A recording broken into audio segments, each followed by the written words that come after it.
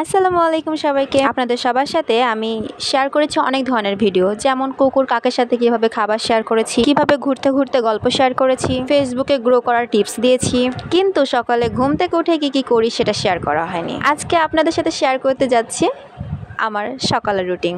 তবে হ্যাঁ, আজকের রুটিনে আমি সকালে ঘুম থেকে উঠে কিছু মেডিটেশন, নামাজ পড়ি এবং ইয়োগা বা ব্যায়াম করি, যেটা আজকে করতে পারিনি কারণ আজকে একটু লেট উঠেছি। সকালে যদি ঘুম থেকে উঠে আমি সময় পাই তাহলে অবশ্যই আমি কুসুম গরম পানি খাওয়ার চেষ্টা করে থাকি, আর না হলে পানি অবশ্যই পান করি। আমি বেশিরভাগ সময়ই ভোর 5টা 6টা এরকম সময় উঠে থাকি, আর দিনের শুরুটা আমি সবসময় এনার্জি দিয়ে শুরু করতে চাই। কিছুক্ষণ বসে ভাবি আমি সারাদিনে কি করব। নামাজ পড়ি, মেডিটেশন করি মানসিক শান্তি এবং ফোকাসের জন্য। হালকা ব্যায়াম ও ইয়োগাও করে থাকি।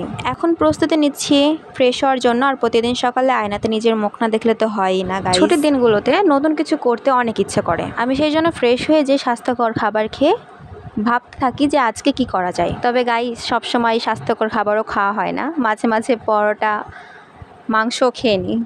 আর হ্যাঁ, স্কিন কেয়ার রুটিন ফলো করতে ভুলি না। তবে আজকে একটু বেশি আলসামি লাগছিল, ভিডিও করতেও মন চাচ্ছিল না। স্নো মাখার পরে মনে পড়েছে, ওহো, আমি তো ঠিকঠাকভাবে স্কিন কেয়ার ফলোই করলাম না। যাই হোক গাইস, কি আর করবো, এখন তো আর যে আবার মুখ ধুতে ইচ্ছা করছে না, সেই জন্য সেভাবেই থাকলাম। আর এই যে ঠোঁটে লিপ বাম বা লিপ অয়েল লাগিয়ে নিলাম। আমার এই যে সকালের কাজ এইটুকুই। এখন আমি যে কিছু খেয়ে শুরু হয়ে যাব নতুন কিছু করার উদ্দেশ্যে। আর আপনারা কিভাবে আপনাদের সকাল কাটান, হ্যাঁ, অবশ্যই কমেন্টে জানাবেন। ধন্যবাদ সবাইকে।